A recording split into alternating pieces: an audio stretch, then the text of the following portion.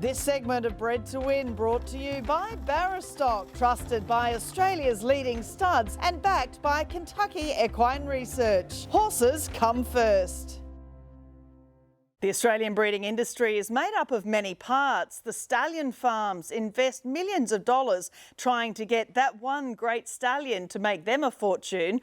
But for broodmare owners, it's a different story. There's high risk in paying for the service fees and with their mares producing the perfect specimen that can go on to be an elite racehorse.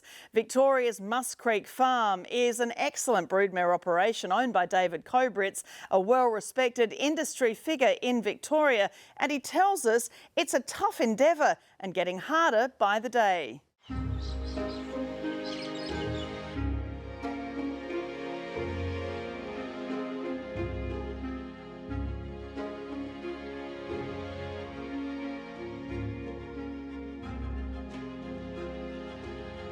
David, Musk Creek Farm, it's a beautiful property. It's a real sort of passion piece for you, isn't it, having Musk Creek? Oh yeah, very much so. I call it my therapy away from my real world. It's got its serious challenges at the moment, but you know, we're very lucky. We're only just over an hour out of Melbourne in a beautiful part of the state on the Mornington Peninsula, and it's a beautiful property in itself, and surrounded by some beautiful townships and the sea and the vineyards and the cafes and restaurants. It's a fantastic area, so we're just extremely lucky we can combine our passion of horses and breeding and owning this property in this area. What's your sort of ideal model here? Because obviously you have, you know, they're your broodmares and the yearlings have your K brand on them, but you obviously also, you know, have horses you share with other owners or you have clients, etc. What's sort of the overall model of Musk Creek?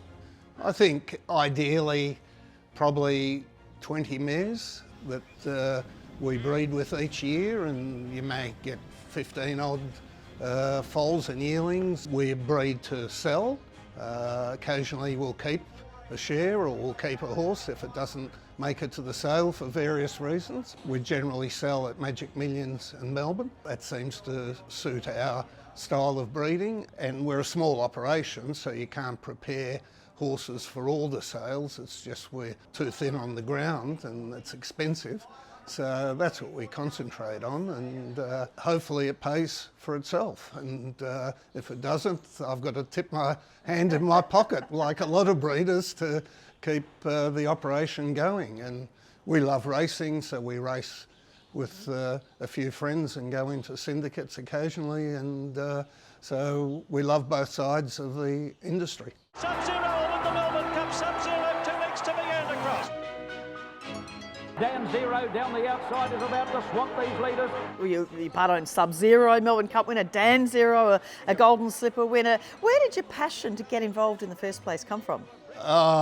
University days and a few friends. I didn't know one end of a horse from another, but they had family connections in the industry, and so we went racing, and then probably 4 or 5 years after we all left university, we somehow got together and leased a horse back in the late 70s. Diamond Park was her name, and she ended up winning 7 city races and a Bagot Handicap and a Rosehill Cup and so forth. So that got us hooked pretty early, and then I met Lee Friedman when he came to Melbourne in the mid-80s, and got into a few horses with Lee, including Sub-Zero, of course. Piero drove through, took the lead in the slipper. Gate holders months ago, and Piero won it from Stitzerland and Salmon Ready. He went through the Magic Millions weanling session, sold by Darley to David Kobritz, $115,000. Then went through the Magic Millions yearling sale from Musk Creek Farm to Gay for $230,000. And of course, from this farm, you actually sold Piero, Exactly. which is good and bad, because obviously, you know, an incredible champion 2-year-old and such an influential sire now as well. But you know, they're the vagaries of breeding, aren't they? You can't keep them all. No, and the first year we had our foal crop at the farm, we had about 70% fillies. So I'd never bought weanlings before, but we thought we'd better go and find a couple of weanling colts. And Tim Stewart at the time, he went up to the weanling sale and he said, "What are you buying weanlings? You know, that's only trouble." And I said, "Tim, we've got to balance the gender up here a bit." And to Tim's credit, he said, "There's one standout here that you've got to buy." And he turned out to be Piero. So we brought him back to the farm, grew out. He was a big, strong colt. Looked and bred like he was going to be a 3-year-old, but Gay bought him. Gay and had other ideas, yep. Saw something else, and the rest is history. Fascinating, isn't it? What are some of the other horses that you've been proud to be associated with that have come from the farm? Rock Kingdom, early days. Actually, I was before the farm, but we bred Rock Kingdom, sold him to Gay, and he won an Epsom and was placed in about 5 Group 1s. And when he retired, Gay said he needs a home, so we said, well, we've got a home here, and he's been a nanny here for since day one. And more recently, say a horse like Red Aces that we sold to Nick Ryan.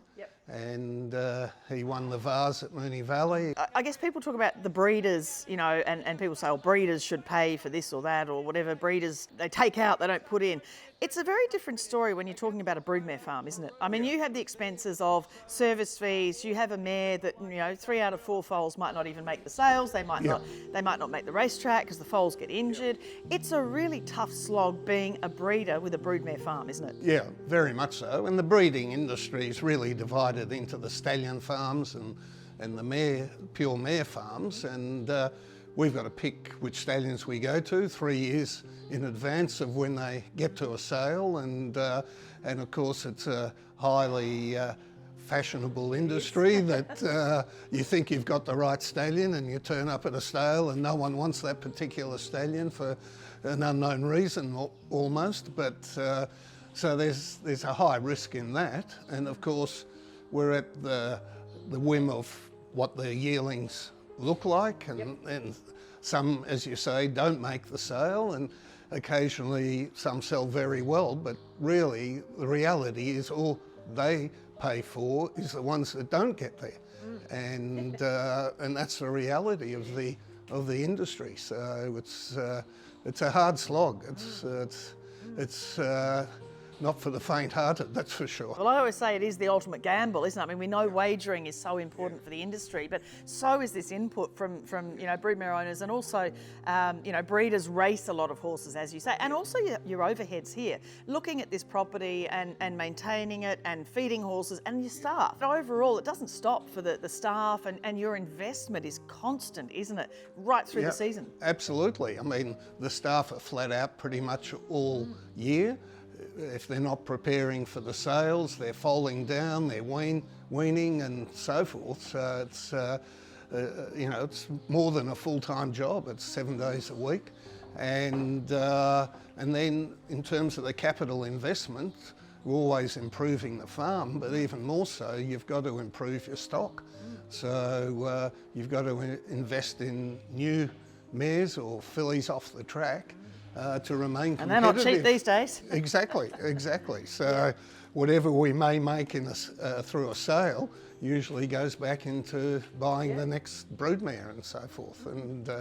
And that's been an extremely expensive exercise over the last few years. Now with some headwinds in the industry, I mean, things don't grow every year upon year. There are going to be headwinds, and we're facing those at the moment, so that's going to test the survival of a lot of players within the industry. We hear a lot of doom and gloom, and we'll talk about some of those headwinds in a minute, but there are some fabulous positives, aren't there? I see so many young people in their 20s and 30s who love the breeding industry and the racing industry, same as we all do, and they're growing to become investors or to become staff in the industry and then eventually run farms themselves. There are a lot of people with that same passion coming through, aren't there? Oh, exactly.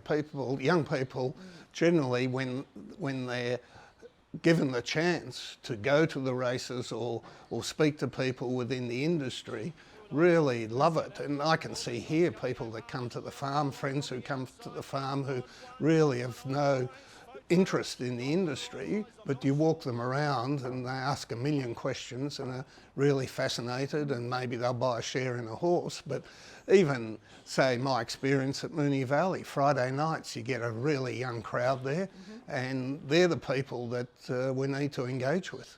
And the welfare issue is another one too, where the industry, in my view, needs to engage a lot without kowtowing, but you need to engage a bit and show what the industry actually does and why it is sustainable, and also bearing in mind the care for the animal and changing societies. A lot of people live in cities, they don't see horses, don't understand it.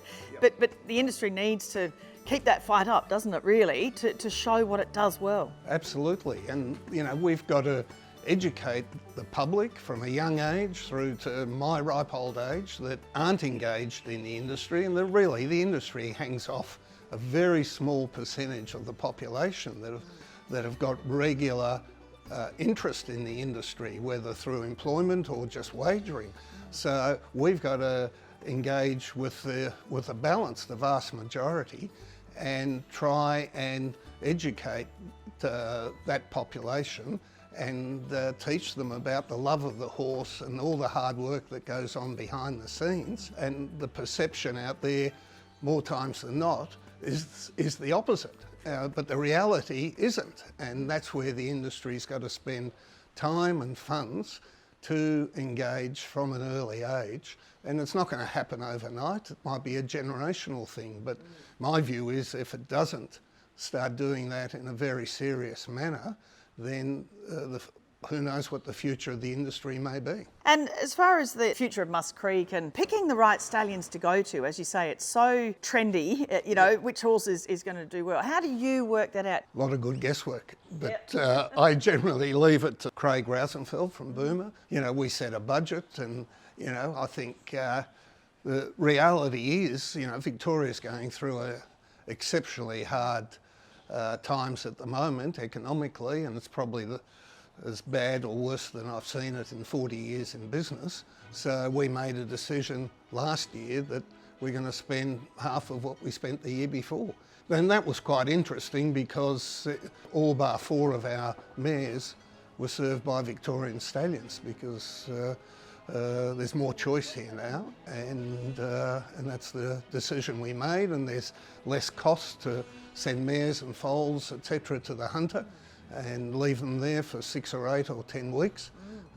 So we've got to look at the bottom line and all our expenses and make decisions accordingly. There are lots of big investors now in the industry here, and they're willing to take the risk and stand stallions. So the breeding industry in Victoria has never been stronger. Yeah, exactly. So you've got large investors from Yulong to Darley, the Sangster family at Swettenham, Rosemont, who've now invested heavily in stallions, and most of them are young stallions, large, to some extent unproven, but you've got to make a decision as a breeder. Well, we're going to back that stallion, or hopefully we make the occasional right decision. They're not all going to be right, but hopefully most of them will be.